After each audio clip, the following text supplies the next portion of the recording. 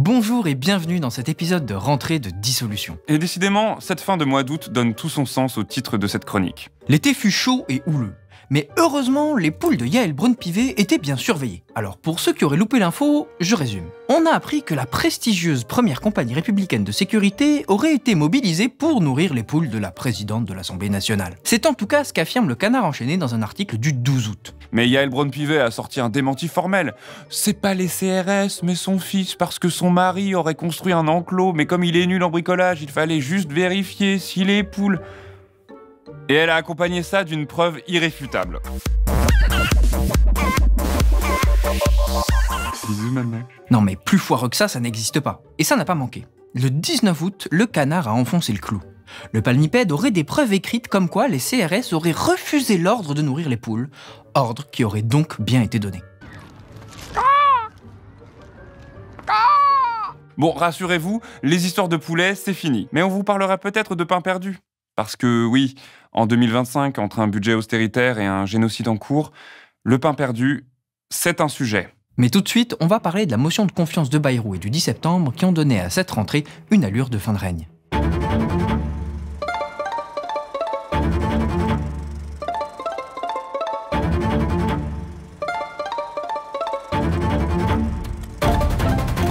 Je dissous donc ce soir l'Assemblée nationale.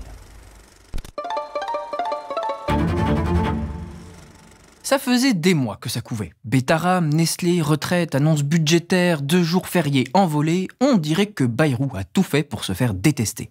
Great success! Son mépris, son arrogance et sa nonchalance ont fini d'agacer les Français, catalysant leur colère autour du mouvement du 10 septembre. Tout part de ces annonces pour combler le déficit. Avant l'été, on avait analysé les propositions.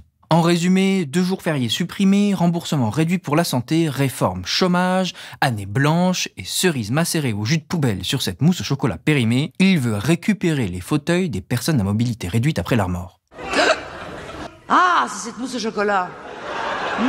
Qu'est-ce qu'elle était aigre. Un concentré nauséabond de néolibéralisme. Faire payer les pauvres et protéger le capital, bref, du macronisme pur jus. Et Bayrou a martelé tout l'été que ce n'était pas pour le plaisir, mais parce que la France serait au bord du gouffre budgétaire. Si vous êtes dépendant financièrement pour un État, c'est comme si vous êtes soumis militairement. Et si on demandait à Gaza et à l'Ukraine si la soumission militaire et la dette, ça a le même goût de sang et de métal? Il a égrené les annonces apocalyptiques tout l'été sur sa petite chaîne FB Direct. Nous sommes menacés par un mal auquel nous n'échapperons pas si nous ne sommes pas courageux. Ce mal, c'est, vous le connaissez dans toutes vos familles, c'est le surendettement. Alors d'abord, la plupart des ménages français gèrent mieux leur budget que les macronistes. Mais en plus, FB Direct, c'est mensonger. Il y a juste FB. Il n'y a pas eu de vrai débat et les questions étaient filtrées. Je préviens à l'avance, je ne répondrai pas aux injures. Tout le monde sait comment fonctionnent les réseaux sociaux. Les attaques basses, je les laisserai de côté et nous n'y répondrons pas. Tant pis, hein, nous on pense qu'il aurait fait plus de vues en lisant ses insultes. Parce que l'autodérision, c'est notre arme nationale.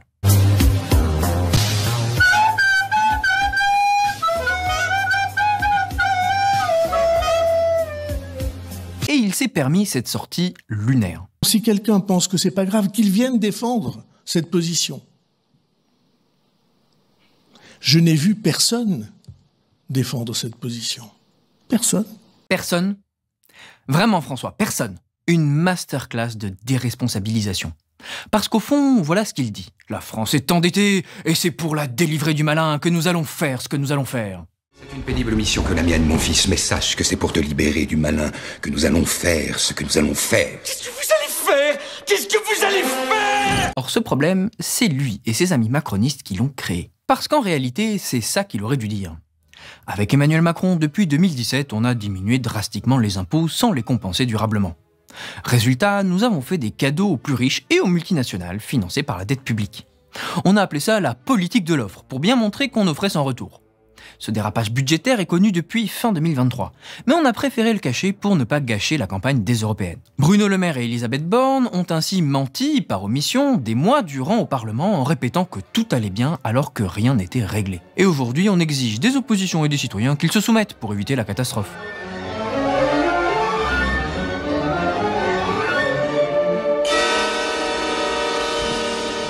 C'est la stratégie du kamikaze.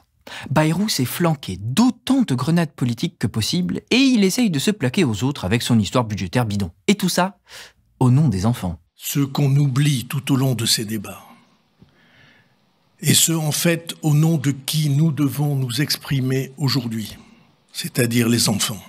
Et je suis persuadé que nous devons y arriver en adultes responsables, et pardonnez-moi de ce mot, en adultes responsables et affectueux.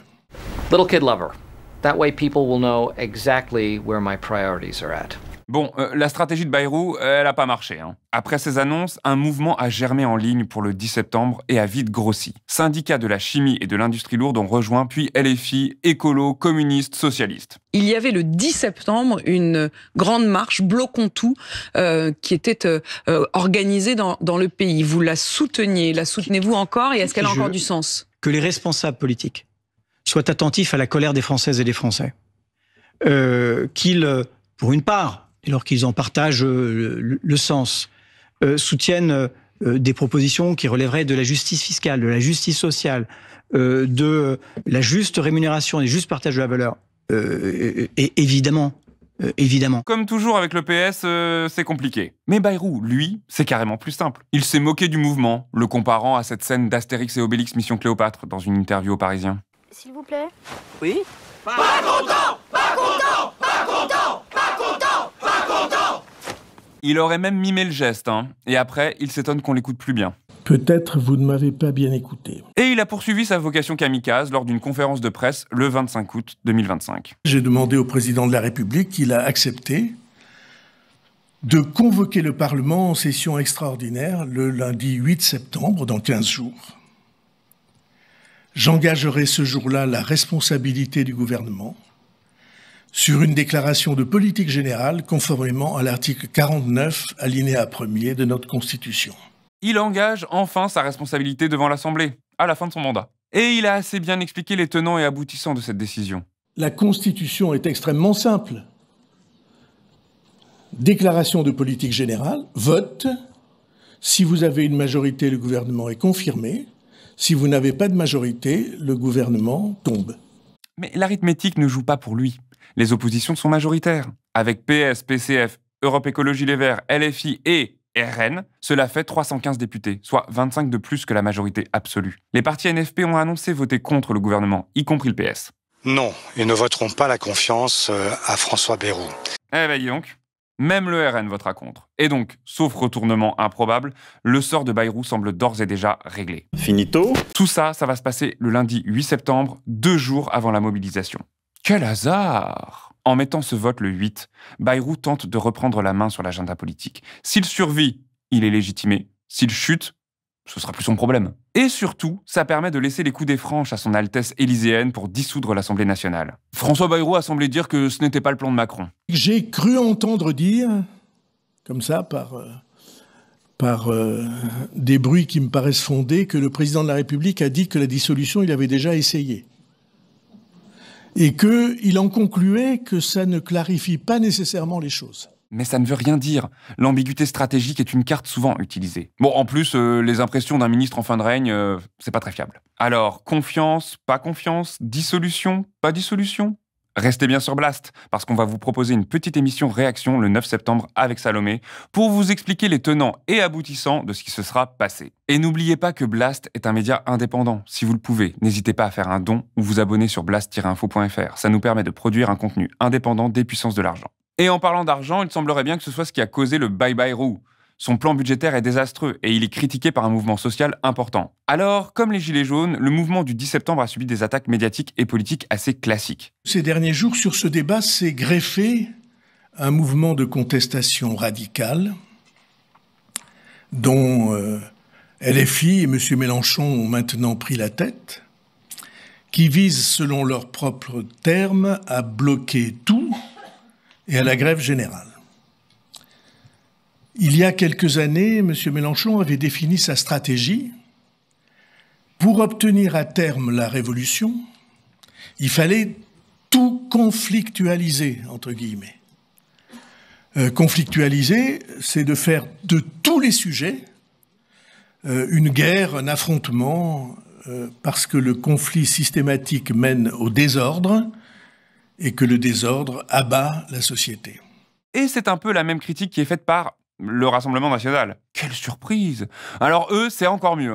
Ils sont d'accord avec le mouvement de fond et ils sont contre le macronisme. Mais ils sont contre les manifestations et les grèves. Parce que ça, c'est un truc de gauchiste. On ne peut pas les accuser de récupérer les mouvements d'opposition au macronisme, tant ils sont absents des motions de censure et des appels à manifester. La seule fois où ils ont appelé à manifester, c'est quand Marine Le Pen et ses alliés étaient condamnés dans l'affaire des assistants parlementaires.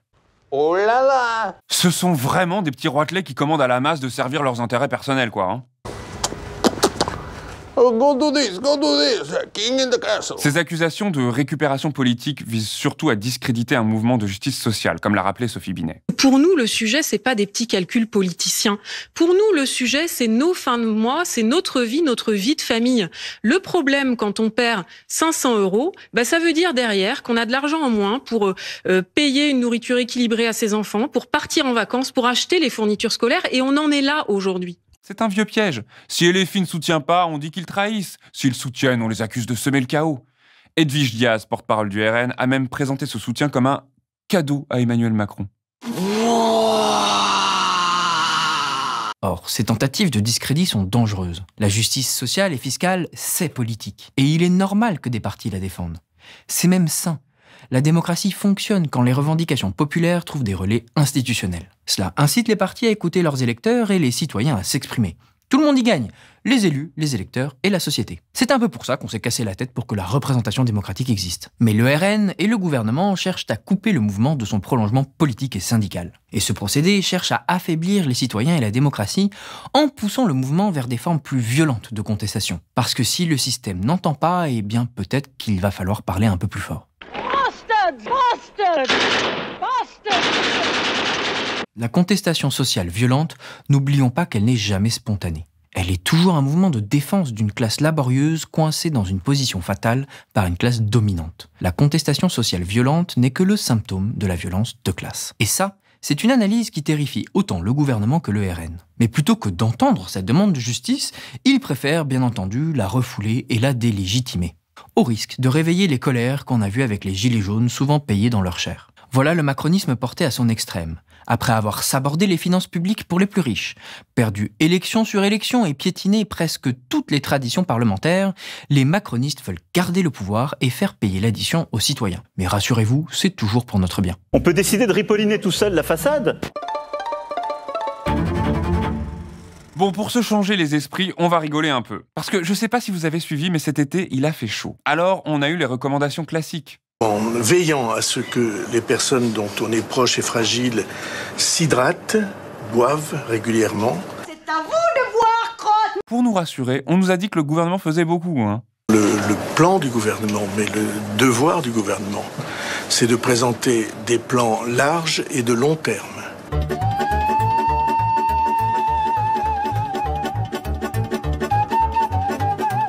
Et puis on a eu du Bayrou pur jus. Peut-être il y a des moyens de rafraîchissement avec ventilation et avec apport de froid, des apports de froid simples, des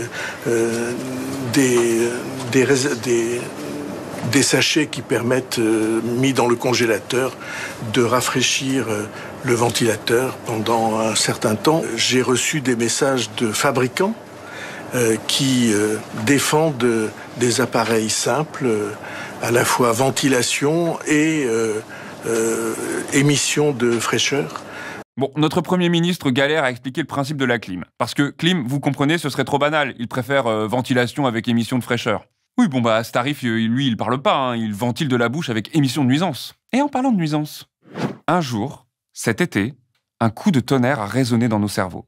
Notre conception du monde, de la politique, a été renversée. Mieux encore que le Capital de Marx ou l'homme unidimensionnel de Marcuse. Une vraie pépite de réflexion politique. Et là, on va faire caraméliser la vergeoise. Vergeoise. Au beau milieu du bazar de cet été, Fabien Roussel nous a donné ce beau cadeau. La recette de l'été en camping, c'est du pain perdu. Et en plus de ça, après l'immonde loi du plomb portée par le lobby des betteraves et du sucre, il s'est permis d'en remettre une couche. Et de la vergeoise, ce sucre roux issu de nos betteraves sucrières, notamment dans les Hauts-de-France, avec ses sucreries, et c'est bien pour ça qu'il faut aider et soutenir nos éleveurs de betteraves. Et au lieu de prendre de la vraie vergeoise, il prend un sucre aromatisé vergeoise. Un peu comme lui. Il est aromatisé à gauche, mais il est bien de droite. Parce que sa sortie sur les betteraves, c'est un soutien à peine voilé aux néonicotinoïdes. On savait que c'était pas un allié, mais... là... Et en plus, il fait de la pub pour une marque, comme ça, tranquille. Déjà que c'est pas très légal, mais en plus, en tant que premier secrétaire du Parti communiste, c'est franchement limite, non ? Le PCF, c'était les lettres françaises, avec des poèmes inédits de Pablo Neruda. C'était aussi Renoir et Aragon, c'était Jean Paulhan ou Ionesco. C'était Badiou et Stigler. Bref, c'était de grands artistes, philosophes, penseurs. Aujourd'hui, c'est la recette du pain perdu. Même en camping. Tu me l'as foutu sur la figure et t'aurais pas eu tort. Et on s'en fout qu'il soit au camping. S'il passe un bon moment, tant mieux pour lui. Mais le problème, c'est qu'il prend du temps à nous parler du pain perdu au beau milieu du désastre budgétaire et de la guerre à Gaza. Il est devenu l'incarnation du naufrage du Parti communiste français. Voilà. Bon, et en parlant de naufrage, rubrique suivante. Jean Portmanov est décédé le 18 août 2025 en plein stream sur la plateforme Kik. Les réactions furent sans surprise assez unanimes. Kafkaïen, orwellien, une France orange mécanique. Bref, le sujet ne semble pas vraiment faire débat, ce qui s'est passé est immonde et salit l'humanité en son entier. Comme des millions de Français qui ont découvert que quelqu'un est mort en direct, j'ai été extrêmement choquée de voir ça. La réalité a dépassé la fiction. Il y a eu des séries télé, il y a déjà des dizaines d'années, qui imaginaient ce monde où quelqu'un pouvait mourir en direct sous les yeux de spectateurs qui ont payé pour voir ce type de contenu. C'est ce qui s'est passé. Des gens qui en regardent d'autres se faire martyriser jusqu'à la mort pendant des mois et qui ne font rien. Ça vous rappelle rien ? S'ils avaient ne serait-ce qu'un dixième de la compassion qu'ils ont eue pour Portmanov, pour les Gazaouis massacrés par milliers, on n'en serait pas là. L'indignation sélective, c'est quand même très spécial. Mais revenons sur le fond. Ce consensus semble très commode. Il y a les coupables, les tortionnaires publics, et il y a les complices, ceux qui payaient pour regarder. La responsabilité des personnes qui regardent, parce que je pense que si aujourd'hui, là, autour de nous, tout d'un coup, on voyait un comportement d'humiliation, que quelqu'un se mettait à vomir sur une personne, là, devant nos yeux, tout le monde serait choqué. Or là, dans ce qui s'est passé sur cette plateforme, c'est qu'on a 20 000 personnes qui regardaient ce contenu, et pour certains, payaient. Le tableau est bien carré, tout ça semble en bon ordre, mais ça cache quelque chose, la responsabilité énorme du gouvernement et des médias. Parce que c'est vrai que Jean Portmanov ne serait peut-être pas mort si personne n'avait regardé ces streams nauséabonds. Mais se défausser sur le public, sur cette masse informe et sans nom, c'est trop facile. Elles sont où les têtes ? Ils sont où les responsables ? Quand il s'est agi d'aller talonner la plateforme Kik, ça a été un peu plus mou. Je vous annonce que j'ai échangé avec la plateforme il y a peu de temps, d'ailleurs, même rééchangé avec aujourd'hui, et je leur posais ces questions qui me semblent évidentes, de savoir combien d'argent les personnes sur la chaîne, eux-mêmes, en tant que plateforme, s'étaient fait avec le type de contenu. Ils n'avaient pas de réponse, pas la moindre réponse. C'est quand même extrêmement mou. Ils n'ont pas répondu et la ministre se contente de le remarquer. Elles sont où les perquisitions, les poursuites pénales ? La responsabilité de ces plateformes est immense, comme on en avait déjà parlé à propos des influenceurs. Les enjeux sont exactement les mêmes. Les plateformes encouragent les contenus les plus choquants pour générer de l'attention et donc du revenu. Sans cette incitation financière inhumaine, il y a fort à parier que ce stream interminable se serait vite terminé. Kik a donc une immense responsabilité dans cette affaire. Mais les médias aussi. Mediapart a sorti une enquête dès décembre 2024 pour exposer la situation. Les grands médias qui s'indignent aujourd'hui ont-ils bougé avant qu'il soit trop tard ? Que nenni ! Idem pour le gouvernement. Une enquête est en cours depuis l'article de Mediapart qui est sorti le 13 décembre. Dès le 16 décembre, il y a une enquête qui a été mise en cours, elle ira au bout. Ah oui, une enquête ouverte juste après les révélations de Mediapart, et ça a donné quoi ? En janvier 2025, les tortionnaires ont été convoqués puis relâchés parce que Jean Portmanov lui-même avait dit n'être victime de rien et faire ça pour gagner sa vie. Et c'est tout. Hyper efficace l'enquête. Ils n'ont pas creusé plus et il a fini par en mourir. Les médias et le gouvernement auraient pu agir plus tôt, alerter, enquêter, contrôler, dénoncer. Mais ils n'ont pas ou peu bougé. Et pour masquer cette souillure, aujourd'hui, ils s'indignent et préfèrent se défausser sur tous les autres. Alors entendez-nous bien, ces faits sont extrêmement graves et moralement très inquiétants. Mais il ne faudrait pas que cela crée un effet d'aubaine qui déresponsabilise ceux qui ont le plus de pouvoir. Les médias avec leur immense porte-voix et le gouvernement avec ses immenses pouvoirs de contrôle. Une autre affaire guette ces grandes plateformes, en particulier Roblox, un jeu en ligne ouvert. En effet, le jeu est soupçonné d'être un refuge pour pédocriminels. Un youtubeur américain, Schlepp, a ainsi essayé de pédopiéger des utilisateurs du jeu en se faisant passer pour un enfant. Et il a réussi à avoir de vrais rendez-vous. Glaçants, Quand il a révélé ces informations, l'entreprise qui gère le jeu Roblox l'aurait tout simplement banni et lui aurait interdit d'utiliser ses services. Ce qu'on veut montrer, c'est que ces affaires sont emblématiques du refus des politiques de se saisir à bras le corps de ces problèmes, comme on l'avait déjà montré avec les influenceurs lors de leur audition à l'Assemblée nationale. Ces questions sont extrêmement complexes et ne se satisferont pas d'une indignation sélective comme aujourd'hui. Elles demandent des stratégies abouties pour mener à bien le contrôle nécessaire de ces espaces de liberté, aujourd'hui si importants. Mais ce n'est pas en jetant en pâture streamers, joueurs et spectateurs qu'on résoudra le problème. C'est en s'attaquant à la dérégulation ultra-capitaliste qui rend toutes ces activités si lucratives. Parce que sur Internet aujourd'hui, bien souvent, le crime paye encore. Voilà pour cette fois. On se retrouve bientôt pour commenter l'actualité politique et parlementaire. N'oubliez pas de liker, commenter, partager. Ça permet de diffuser une information libre, indépendante et accessible à tous. Dernier point. À l'heure où nous enregistrons cette vidéo, il reste 10 jours avant le 8 septembre et la probable chute de François Bayrou. En attendant la prochaine fois, on vous laisse avec cette citation inspirante. « C'est l'incertitude qui nous charme. Tout devient merveilleux dans la brume. » Oscar Wilde. Les jours que nous allons vivre pendant ces semaines du mois d'août et du début du mois de septembre, ces jours sont absolument cruciaux. Eh bien, si vous avez du mal à le voir, maintenez vos yeux ouverts et vos oreilles aussi, et vous aurez d'ici peu des réponses.